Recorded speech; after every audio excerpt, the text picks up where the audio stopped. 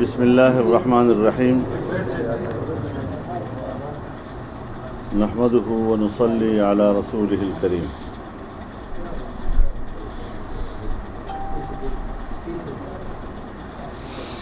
جمعیت علماء اسلام کل 5 اگست کو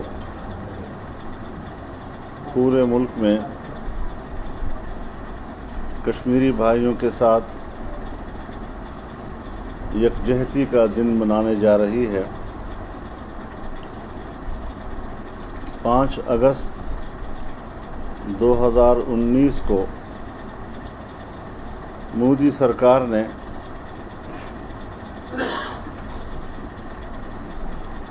انڈین مقبوضہ کشمیر کی آئینی حیثیت کو تبدیل کر کے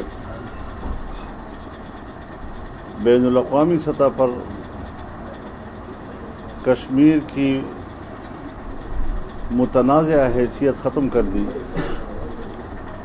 اور اسے باقاعدہ ہندوستان کا جغرافیائی حصہ قرار دیا۔ یہ ایک ظالمانہ اقدام تھا اور اس ظالمانہ اقدام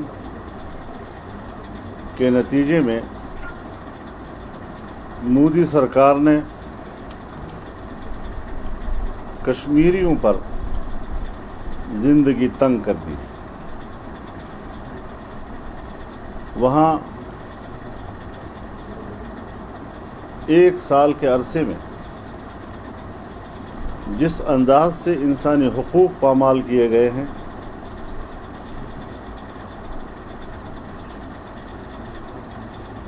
اور پورے خطۂ کشمیر کو ایک قید خانہ بنا دیا گیا ہے اور کشمیریوں کو جیسے ایک جبری قید کی زندگی گزارنے پر مجبور کیا گیا ہے۔ ان پر تعلیم اور روزگار کے دروازے بند کر دیے گئے ہیں۔ مسلمانوں کی زمینوں پہ قبضے کیے جا رہے ہیں۔ نئے ڈومیسائل بنا کر ہندوؤں کو بہت بڑی تعداد میں وہاں آباد کیا جا رہا ہے تاکہ آبادی کا توازن تبدیل کر دیا جائے۔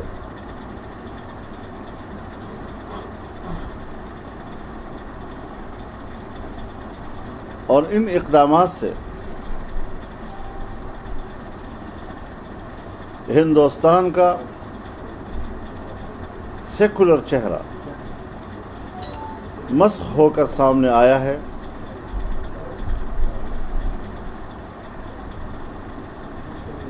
اور وہاں کی تنگ نظر حکومت کی پالیسیوں کے نتیجے میں ہندوستان ایک متعصب ہندو ریاست کا روپ دھار چکا ہے۔ اس لیے ضرورت ہے کہ ان حالات میں پوری پاکستانی قوم ہی نہیں بلکہ عالمی برادری اور بالخصوص امت مسلمہ کشمیریوں کے شانہ بشانہ کھڑی ہو جائے۔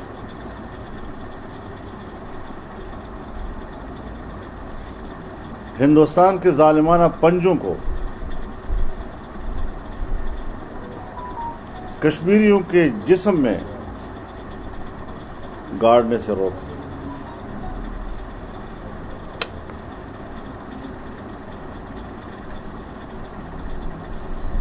جہاں ہم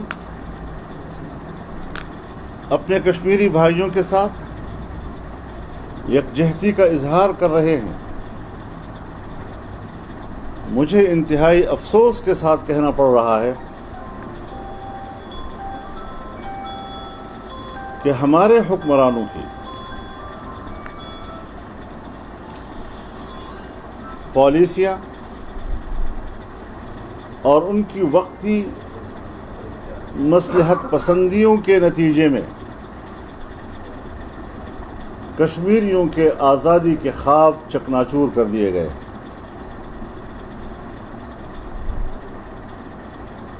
ہمارے حکمرانوں کی منافقانہ روش کی وجہ سے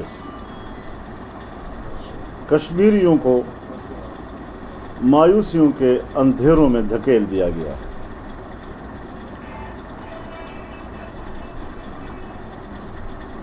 آج کشمیر فروش حکومت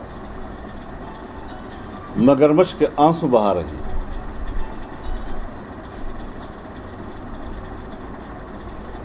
میں نے پچھلی حکومت میں بھی بار بار اور چیخ چیخ کر یہ کہا تھا کہ فاٹا کے سٹیٹس کو تبدیل کرنے سے پہلے فاٹا کے عوام سے پوچھا جائے، اور اگر آپ فاٹا کے عوام سے نہیں پوچھیں گے تو کشمیر کے حوالے سے آپ کا حق خود ارادیت اور وہاں پر رائے شماری کا موقف کمزور ہو جائے گا۔ پھر وہی ہوا جس کا ہم پہلے رونا روتے رہے، اور جب ایسا کیا گیا تو آپ کو معلوم ہونا چاہیے کہ ہندوستان نے اپنے آئین کے آرٹیکل 370 کا خاتمہ کر کے کشمیر کے اسپیشل سٹیٹس کو ختم کیا۔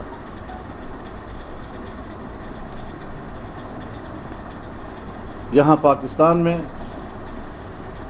پارلیمنٹ کا مشترکہ اجلاس بلایا گیا، یعنی بظاہر قوم کے سامنے ایسا نقشہ پیش کیا گیا کہ جیسے بہت بڑا غیر معمولی اقدام ہوا ہے اور پاکستان اس کا نوٹس لے رہا ہے، لیکن جب اعلامیہ میں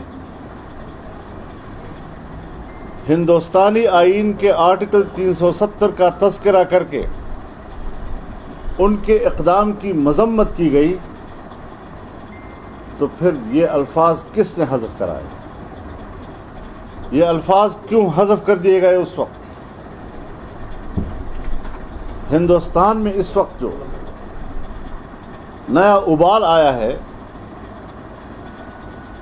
وہ تو آرٹیکل 370 کے خاتمے سے آیا ہے،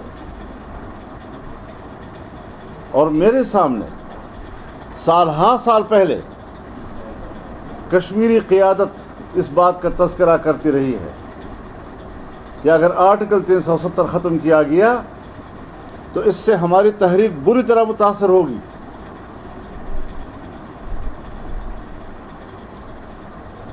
اب لوگوں کا انتظار تھا کہ آرٹیکل 370 کے خاتمے پر احتجاج کیا جائے گا،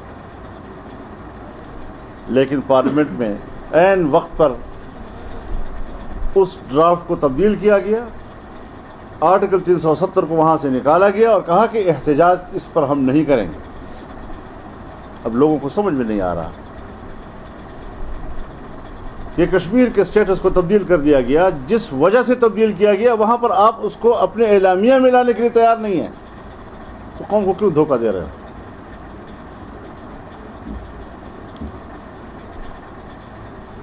لہذا وہاں کے سٹیٹس کو تبدیل کرنے میں ہمارے حکمرانوں کی خاموش حمایت اس وقت ان کو حاصل رہی، اور ہم نے اس وقت بھی اس پہلو کو تشتزبام کیا تھا۔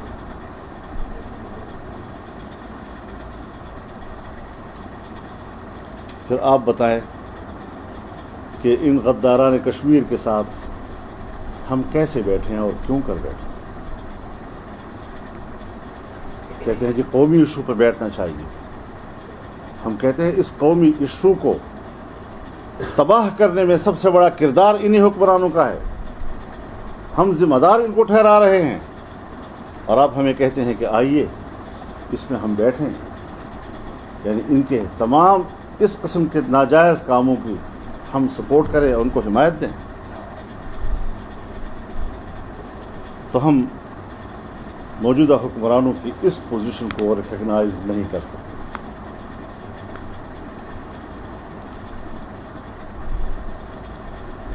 ہمارے کچھ دوست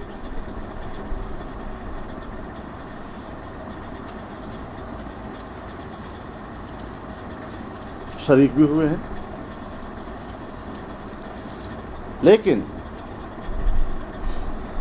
جب ہم کوئی غلط فیصلہ کرتے ہیں تو کب تک ہم قوم کے عظیم تر مفاد کے الفاظ میں لپیٹ کر اسے قوم کے سامنے پیش کرتے رہیں گے؟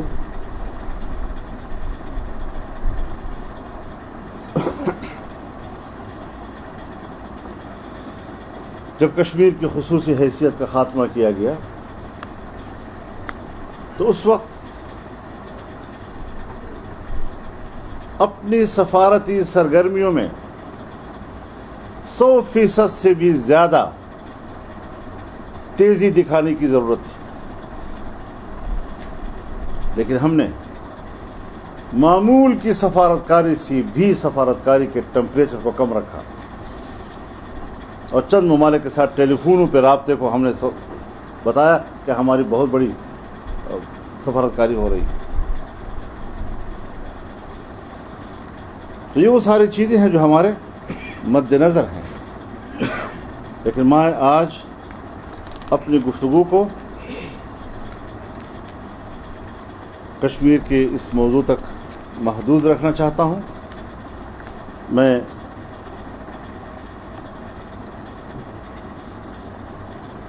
اس ساری صورتحال کو اگر ایک شعر میں بند کر سکوں اور آپ اس پہ اعتراض بھی نہ کریں تو بہتر ہوگا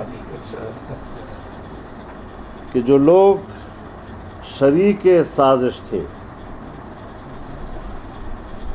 ہم نام بھی ان کا کیسے لیں،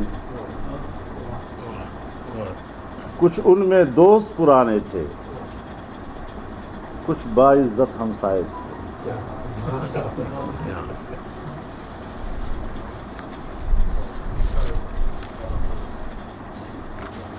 بہت بہت شکریہ حضرات۔ مولانا، یہ آپ نے